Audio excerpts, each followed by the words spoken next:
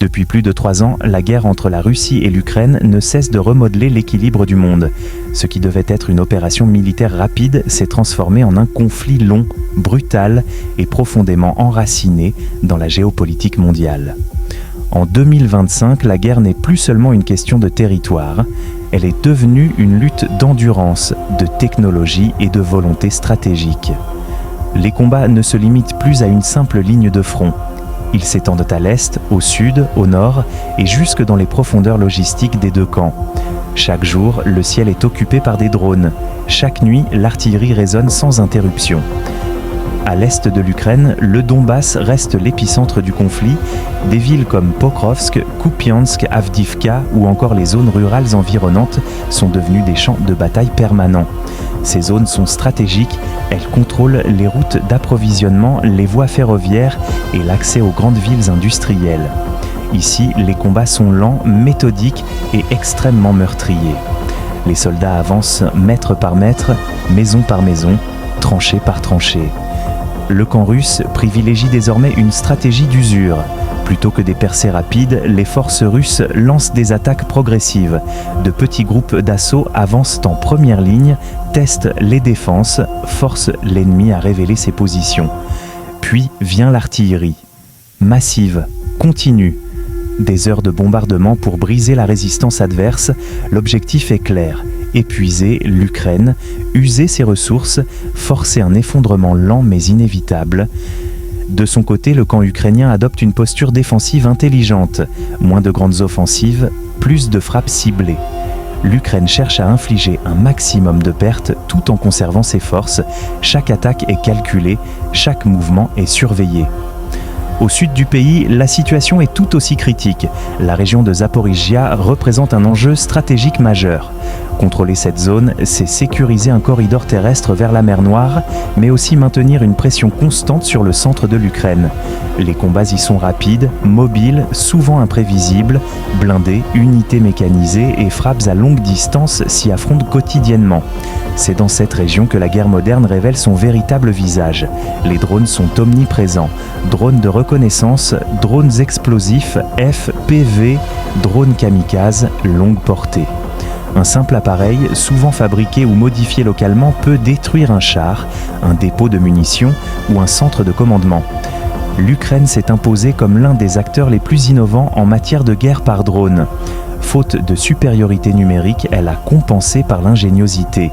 Des drones peu coûteux, faciles à produire, mais extrêmement efficaces.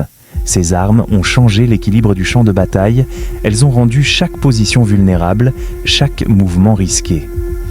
La Russie, face à cette menace, a renforcé ses capacités de guerre électronique.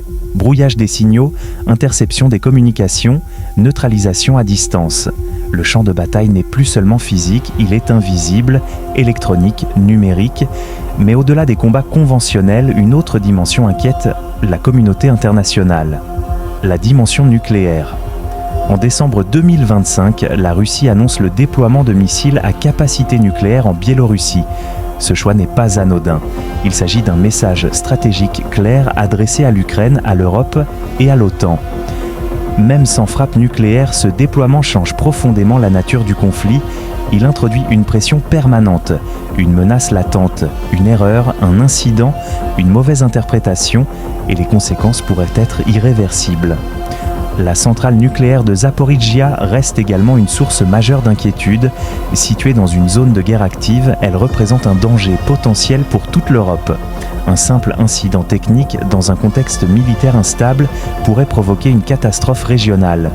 Pendant que les combats se poursuivent, la diplomatie tente de maintenir un équilibre fragile. Les États-Unis et leurs alliés européens continuent de soutenir l'Ukraine militairement, financièrement et politiquement. Kiev réclame des garanties de sécurité à long terme, des engagements solides, durables. La Russie, de son côté, reste inflexible. Les territoires occupés sont considérés comme non négociables. Toute solution politique qui remettrait en cause ces gains est rejetée. Des discussions ont lieu, parfois discrètement, parfois publiquement. Mais aucune avancée décisive n'a permis de mettre fin au conflit. La guerre s'installe, elle se prolonge, elle s'enracine. Et pendant que les grandes puissances négocient, ce sont les civils qui paieront le prix le plus lourd. Des villes entières ont été détruites, des infrastructures essentielles anéanties, des millions de personnes ont été déplacées, familles séparées, vies brisées, avenir incertain. Cette guerre n'est pas seulement militaire, elle est humaine, sociale, économique. Ses conséquences se feront sentir pendant des décennies. Aujourd'hui, plusieurs scénarios se dessinent. Une escalade militaire reste possible, un élargissement du conflit ne peut être totalement exclu, un gel du conflit pourrait transformer certaines régions en zones de tension permanente. Une solution diplomatique reste envisageable, mais elle nécessiterait des concessions majeures des deux côtés. Une chose est certaine, la guerre entre la Russie et l'Ukraine est devenue l'un des conflits majeurs du XXIe siècle. Elle redéfinit les règles de la guerre moderne, l'équilibre des puissances et la sécurité mondiale. Et son issue, quelle qu'elle soit, façonnera le monde de demain.